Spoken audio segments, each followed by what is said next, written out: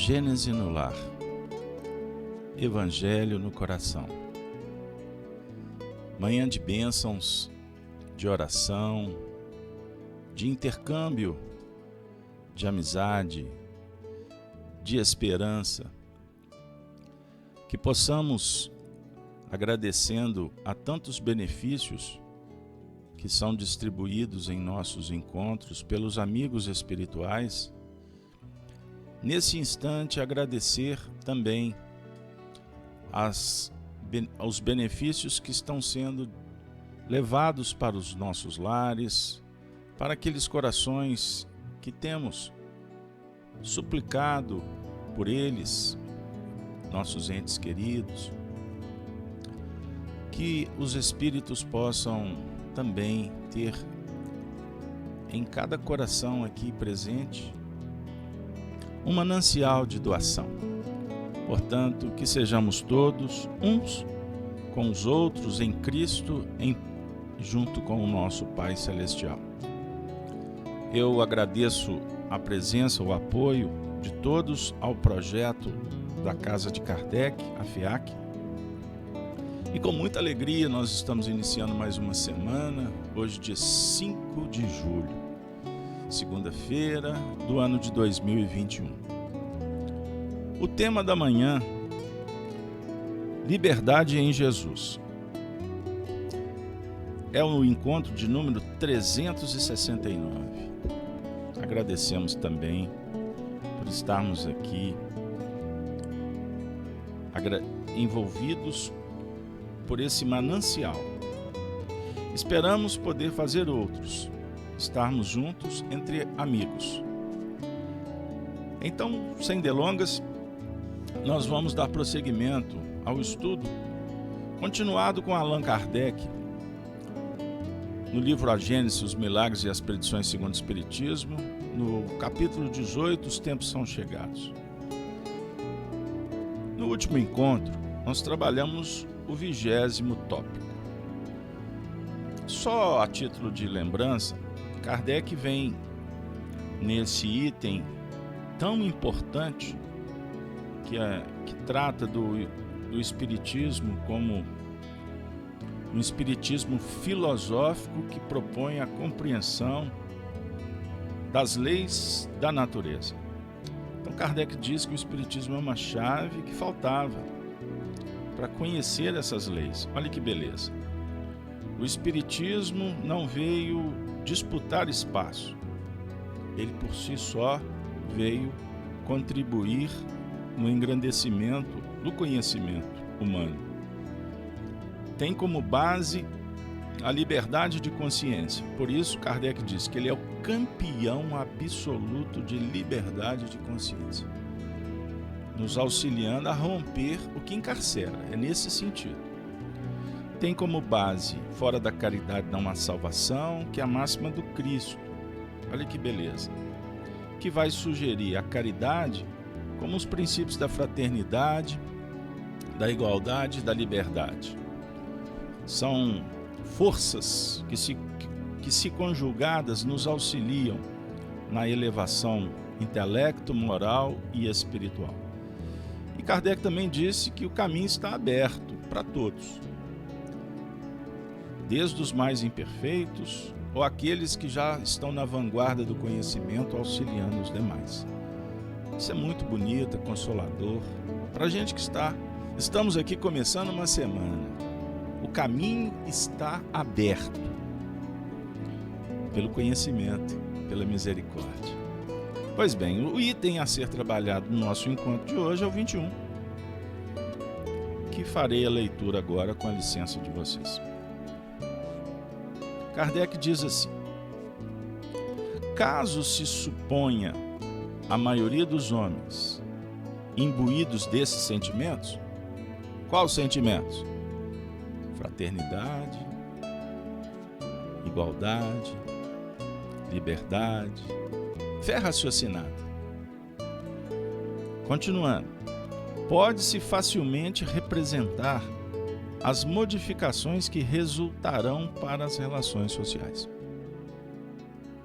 Será a divisa de todos caridade, fraternidade, benevolência para com todos, tolerância com todas as crenças.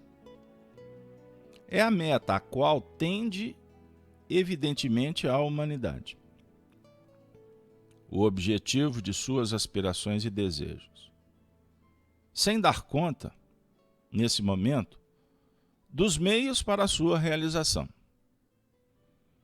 Ensaia, tateia, mas se detém pelos obstáculos ou a força de inércia causada pelos preconceitos, das crenças estacionárias e refratárias ao progresso.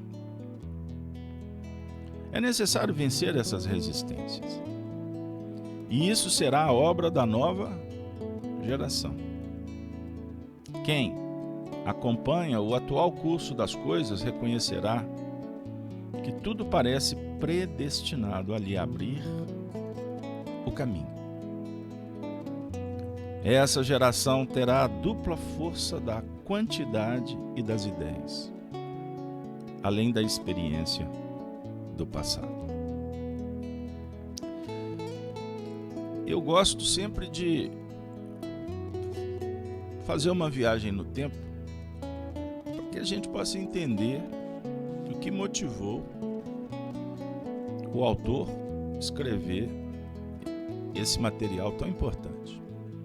Nós estamos com Kardec no século XIX.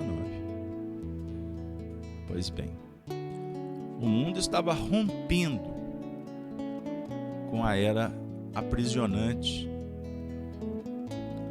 E eu me refiro à Idade Média, aquele período obscuro, em que os regimes políticos, as religiões se pautavam no domínio das massas. Uma elite que buscava, pensando apenas em si mesmo, mantendo um status quo de milênios. E em espiritismo podemos até dizer uma condição que estes espíritos trouxeram até de outros mundos. Foi necessário enquanto durou. Mas naturalmente, todos os movimentos que impedem o progresso tendem a acabar numa substituição natural, que é fomentada por essa força do progresso. Então o homem desenvolveu-se, encontrou recursos e, pautado na ciência, ele promoveu o primeiro rompimento com a igreja, que era dominante, e que naturalmente iria criar um estado favorável para romper com todos os segmentos que se incorporaram, que se apoiaram nessas ideias que sugerem o domínio do outro.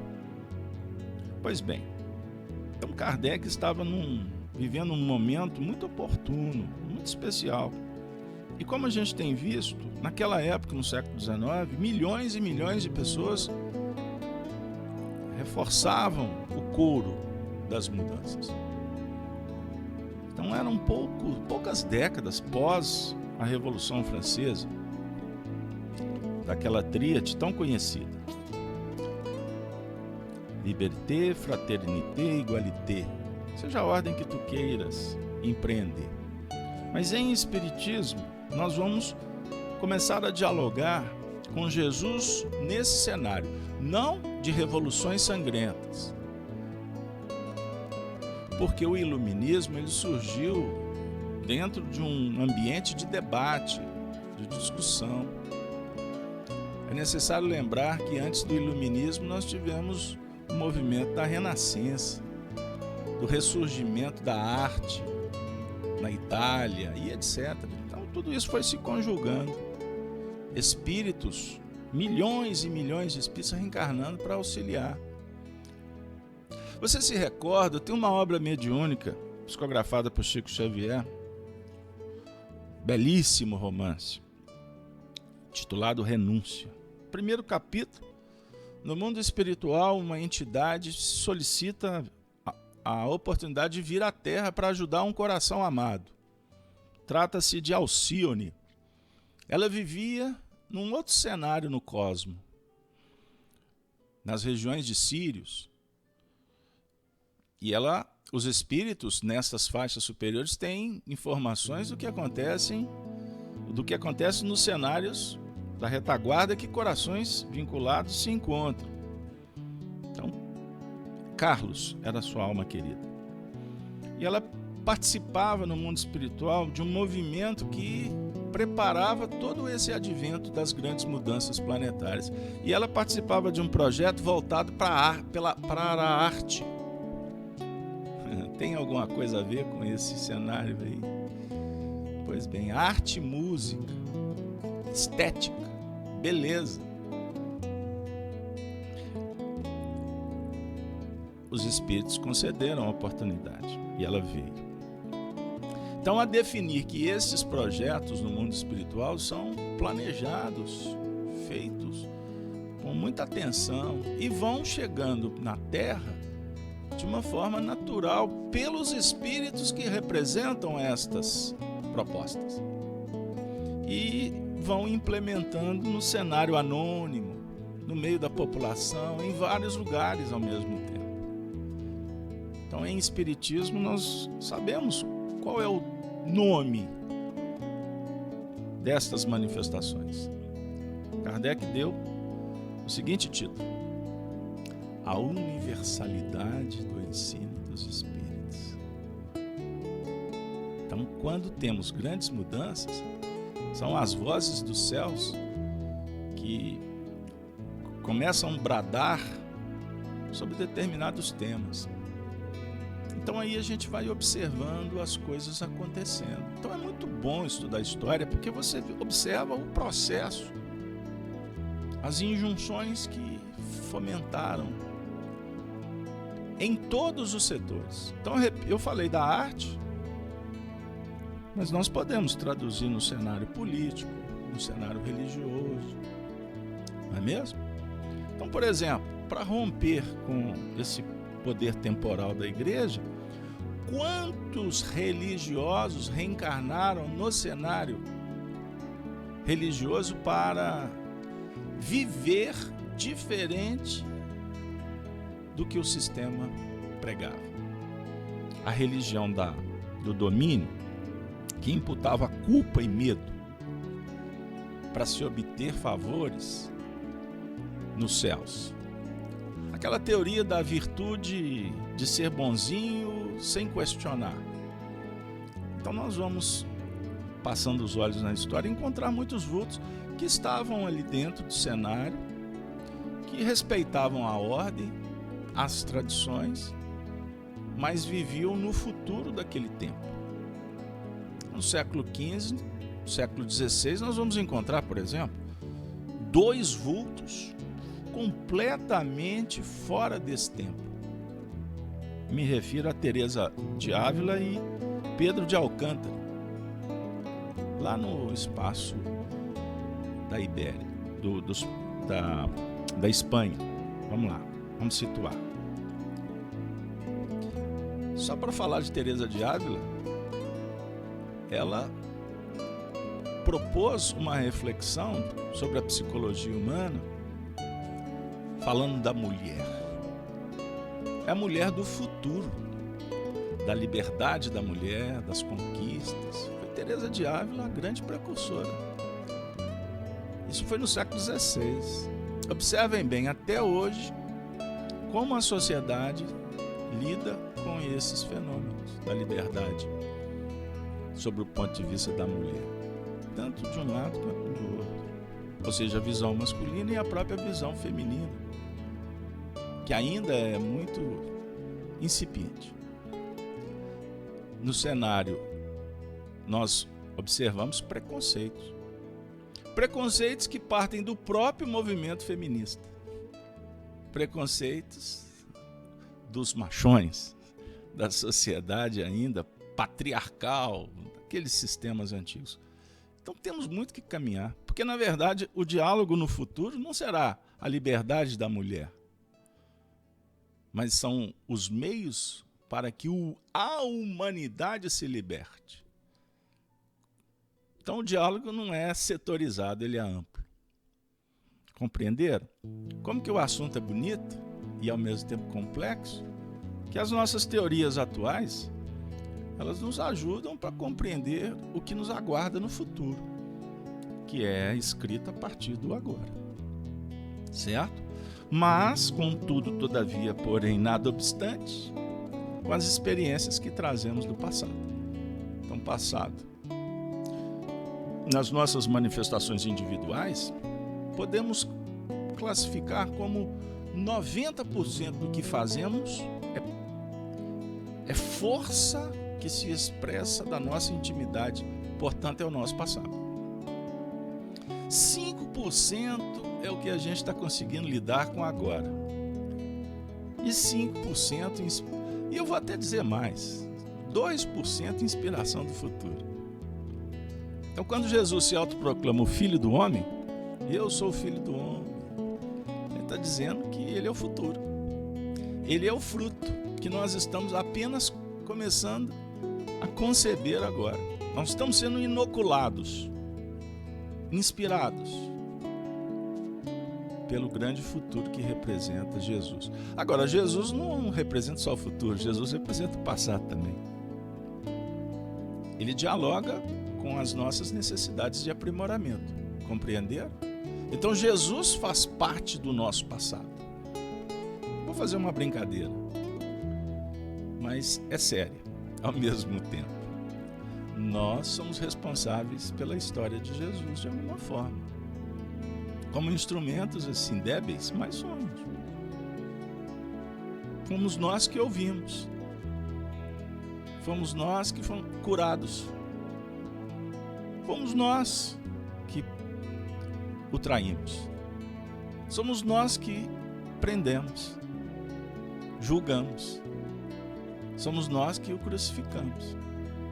Fomos nós resgatados no vale do sofrimento, como ele fez a Judas. Somos nós beneficiados quando ele volta do túmulo e diz: a paz seja convosco. Somos nós que saímos contando para as pessoas que ele ressuscitou. Somos nós que assistimos às pregações. Somos nós que fomos atendidos por ele todas as vezes que pedimos. E olha que passaram 2000 anos. Somos nós que continuamos rebeldes. Somos nós que gritamos por Barrabás. Somos nós que não ouvimos os médiuns. Como Cláudia, a médium, que falou para o seu esposo, Pilatos: não suje sua mão com o sangue do homem justo. E nós não ouvimos. Compreenderam? Liberdade em Jesus sempre foi a sua indicativa. E por isso, falamos sobre os ideais iluministas, humanistas, que nós conspurcamos fazendo sangue. Decapitamos Luís XVI. E Maria Antonieta não foram? Somos nós que levamos para a guilhotina, junto com Robespierre, dezenas de milhares de pessoas. O poder pelo poder. Somos nós que continuamos, ora na direita, ora na esquerda, no campo político, para falar sobre o tema atual. Polarizados e, com todo respeito, idiotizados, acreditando em falácias. E aí você só muda de casaca. Certa hora, casaca vermelha com os ingleses, certas horas, casaca azul com os franceses. E vez por outra como piratas no mar da vida, combatendo ambos, porque queremos só os tesouros do mar. Somos nós os viajores dos tempos. E agora eu vou convidá-los para viajarmos para a Galileia. para o mar Tiberíades, para aquele cenário extraordinário com Jesus, que veio ao mundo nos falar da liberdade. Como o Espiritismo fala, nas expressões kardecianas, como fora trabalhada em outros eventos, o Espiritismo é o campeão da liberdade da consciência. Vamos saber qual o caminho a percorrer para atingirmos esse ápice, que é o sonho de todos. Somos idealistas.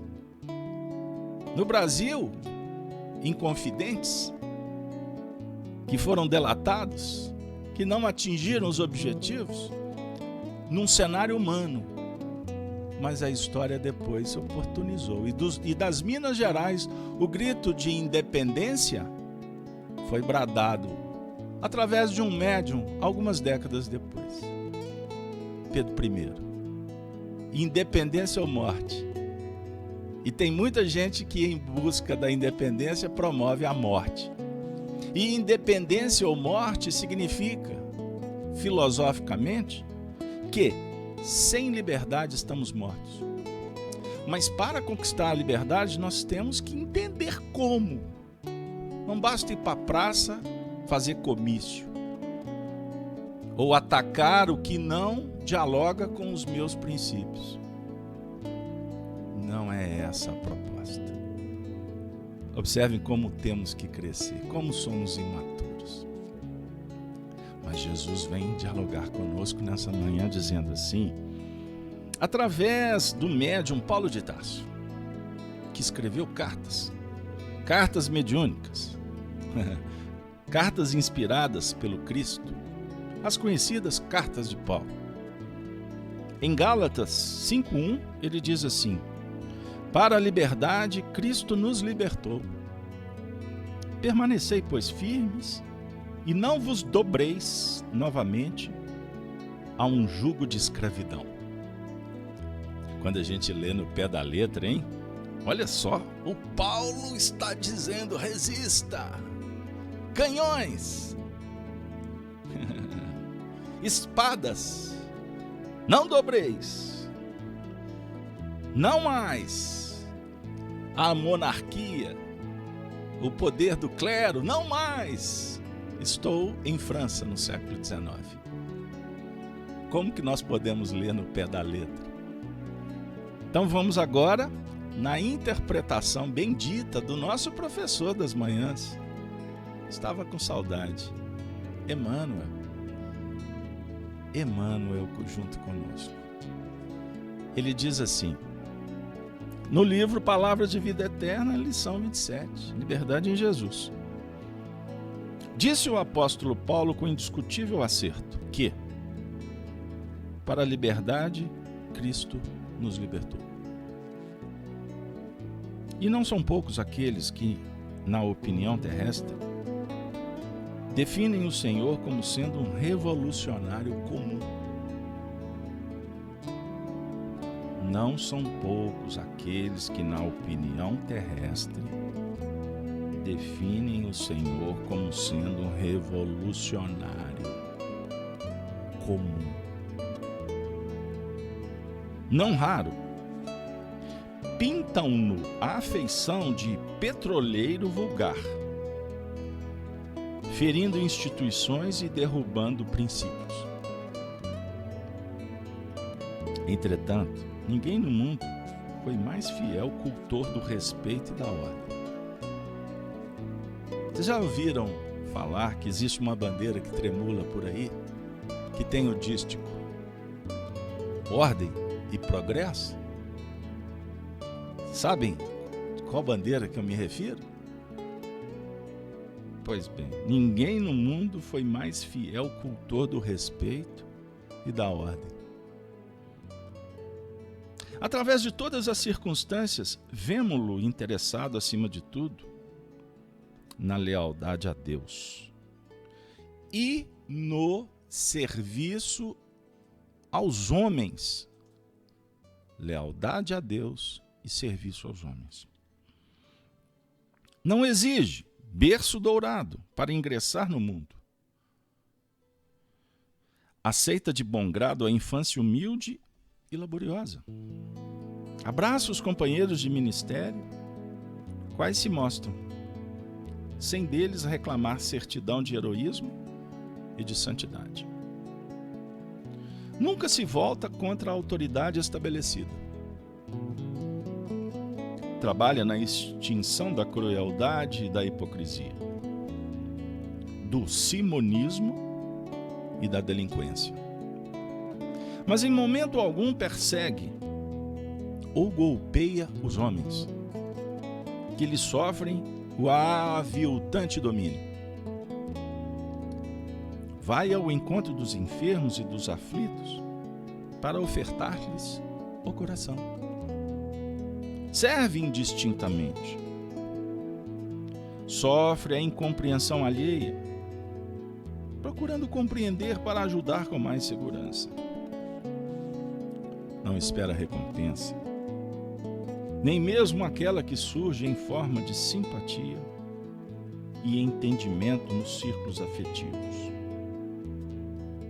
Padece a ingratidão de beneficiados e seguidores, sem qualquer ideia de revide.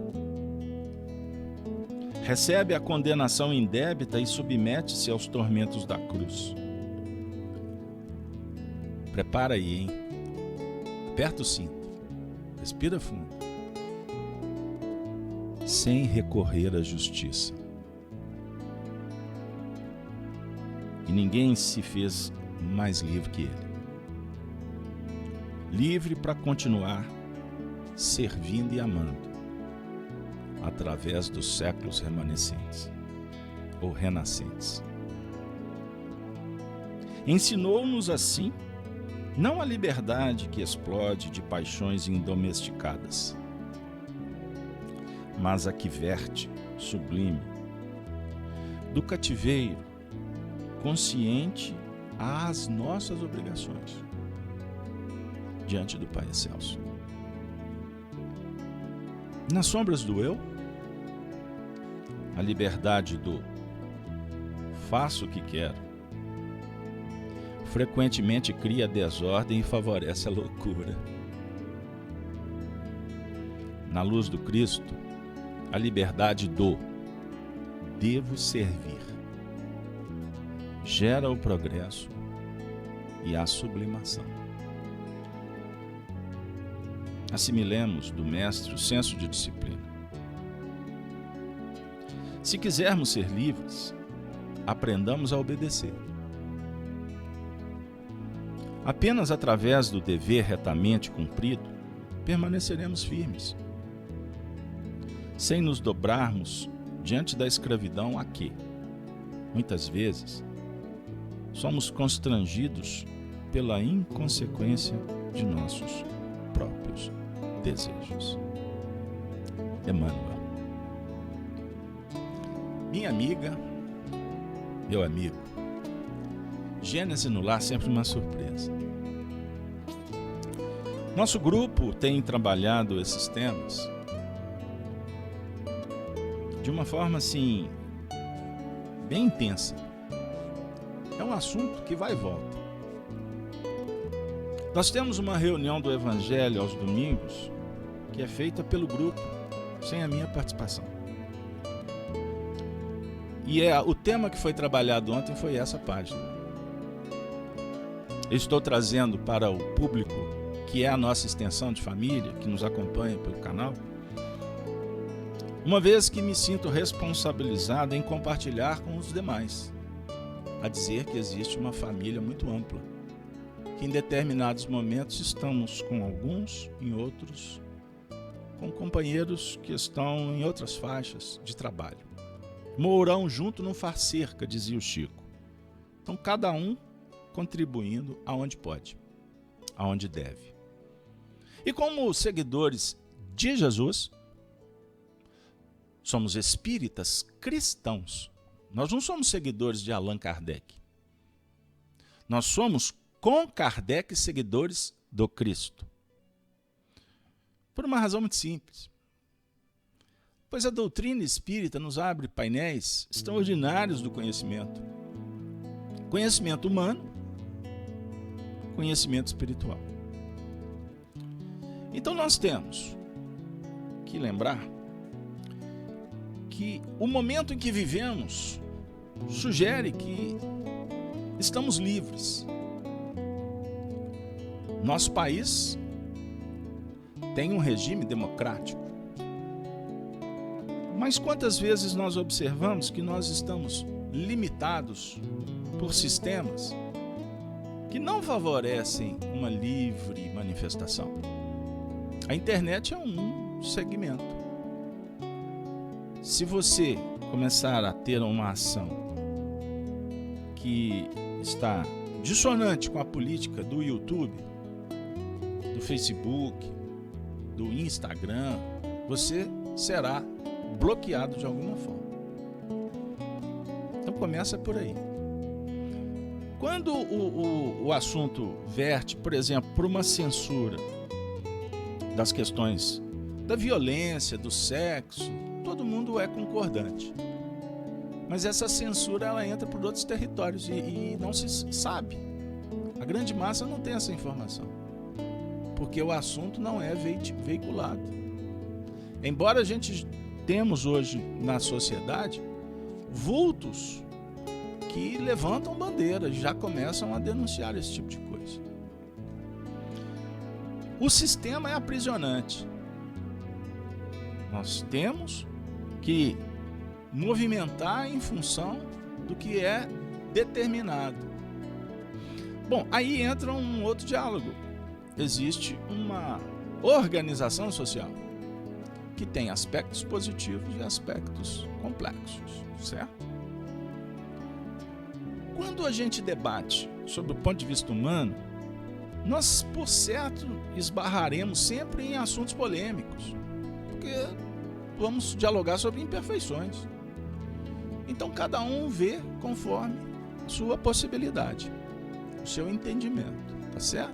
O tipo de formação, de influência ambiente.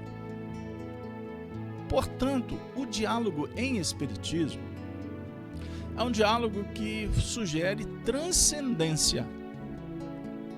Nós queremos partir para um debate que esteja para além das imperfeições humanas. Queremos, portanto,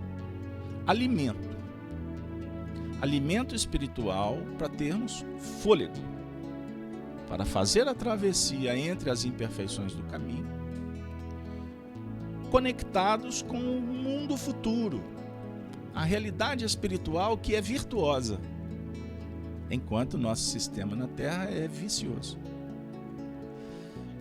Liberdade em Jesus significa elevarmos o nosso padrão, o padrão intelecto-moral. E em filosofia, vamos aprendendo sobre a necessidade de sermos livres para progredir. E o que é que nos aprisiona? Imperfeição, ilusão. Então o diálogo, desde a filosofia egípcia aos terrenos do período clássico em Grécia, somos chamados para conhecer a nós mesmos. Porque conhecendo a si mesmo, a gente vai perceber o que precisa ser dominado. Os impulsos. O ego. O interesse pessoal. E chamados para transformar. Mas esse processo, ele sugere que a gente possa perceber o que é importante, o que temos que realizar para conseguir conhecer, dominar e transformar.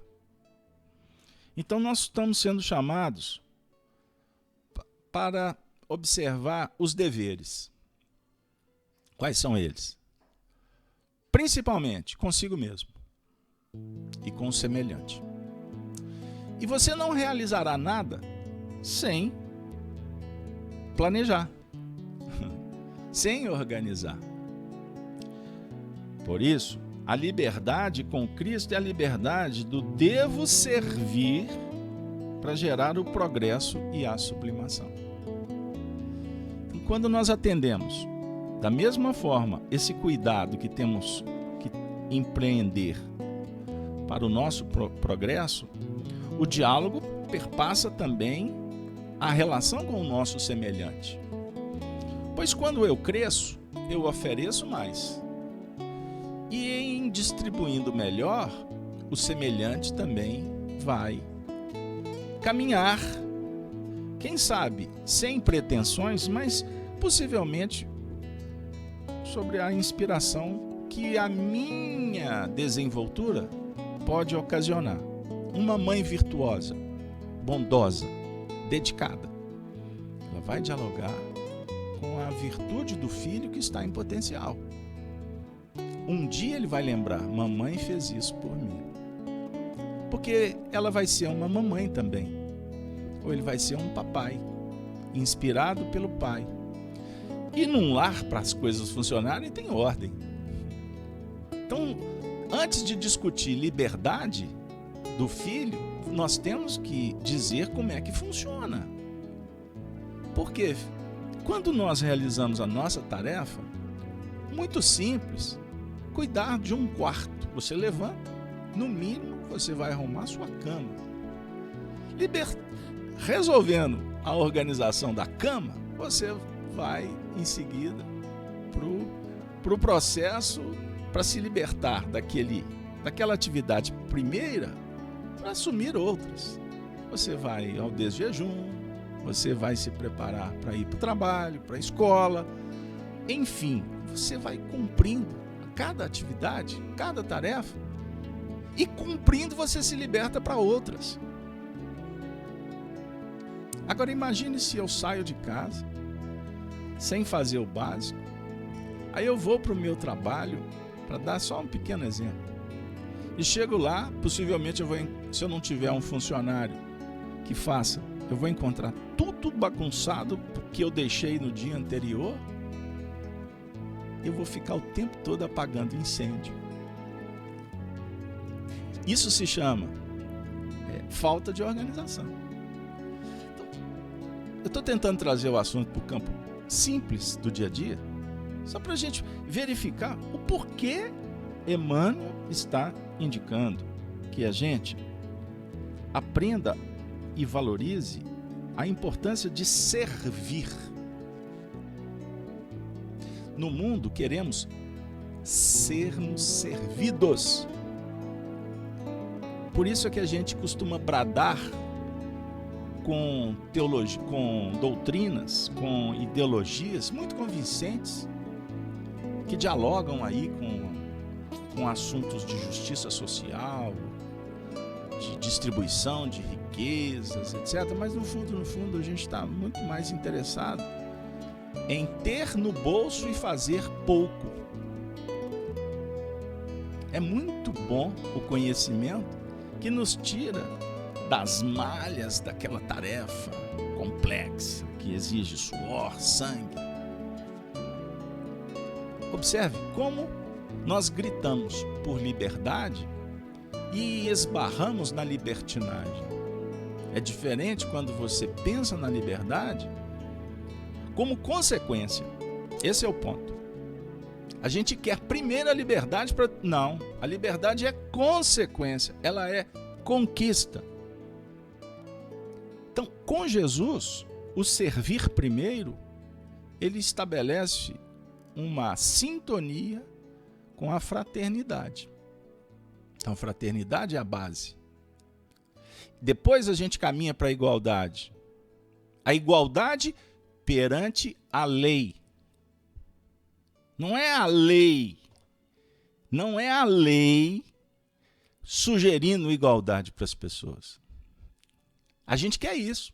Aí nós sofisticamos cada dia um item na Constituição. E bastava esse dístico: fraternidade, igualdade e liberdade.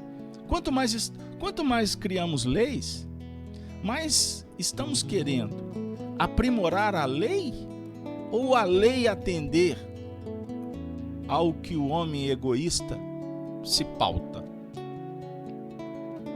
Sabe qual que é a essência da liberdade?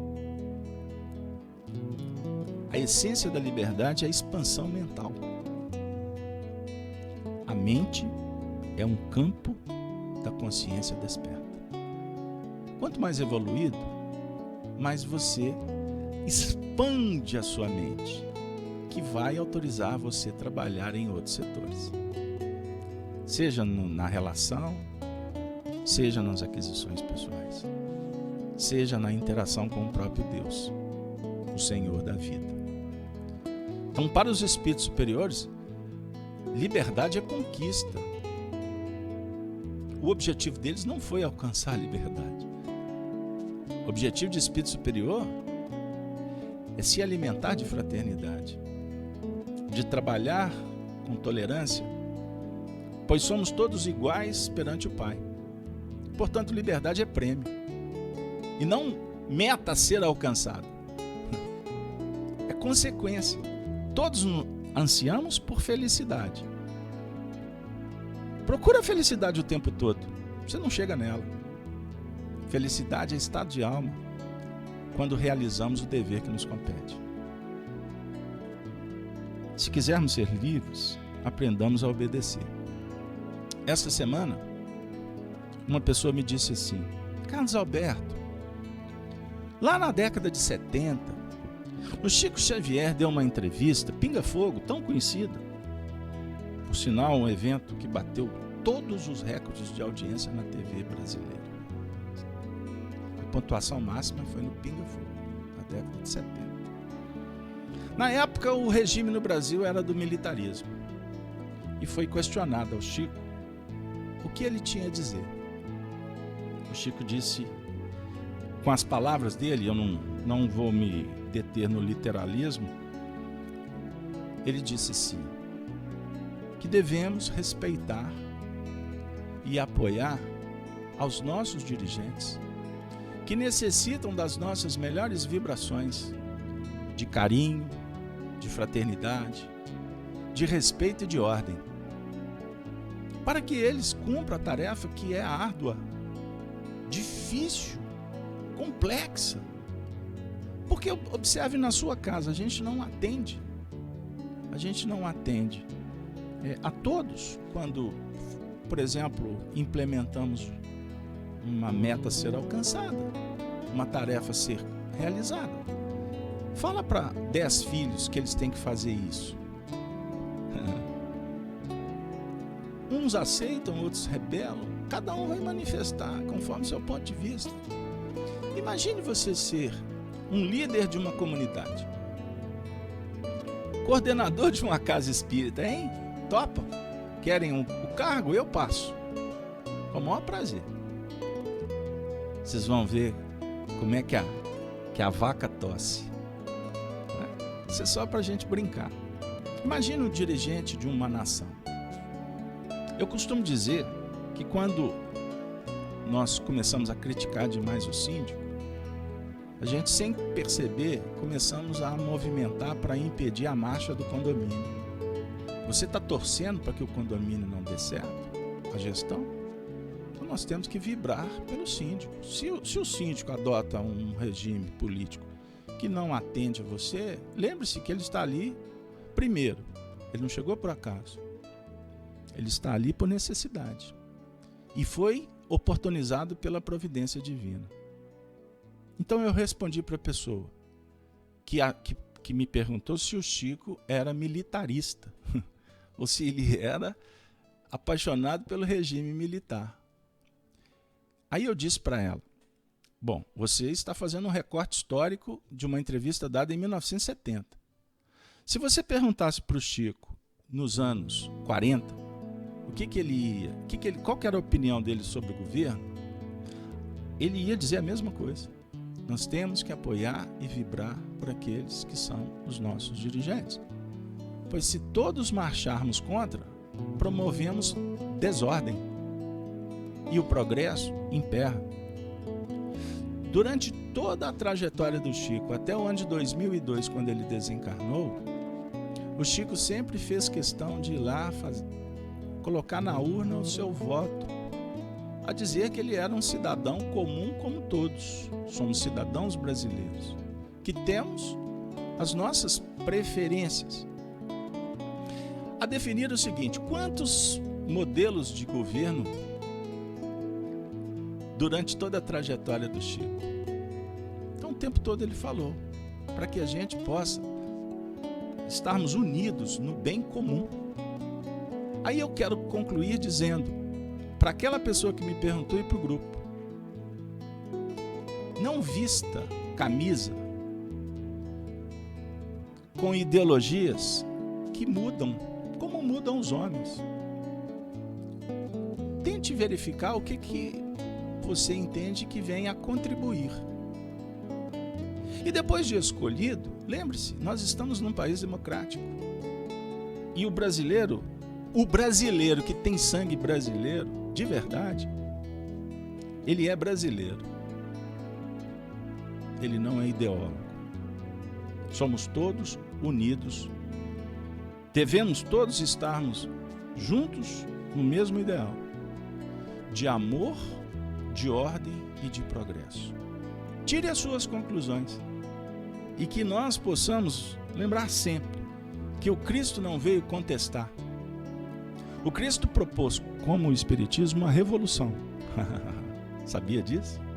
Mas o Emmanuel falou que não foi revolucionário comum. É verdade, ele não foi comum. Porque a revolução dele é moral. Não é a revolução material. A revolução com Cristo nos propõe que olhemos para as estrelas, pois a nossa destinação é o Pai.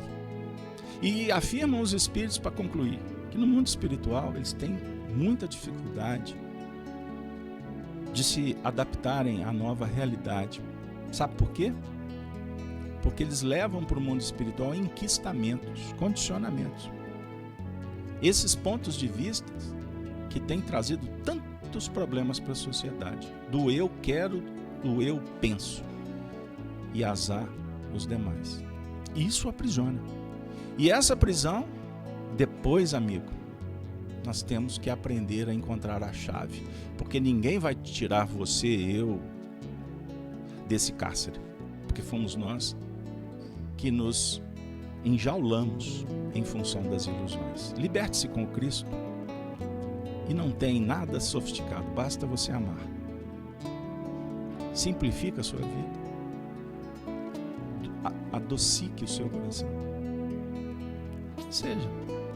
Seja livre a partir das responsabilidades, pois sem trabalho não se atinge a vitória. Igualdade, gente, é um diálogo com a meritocracia.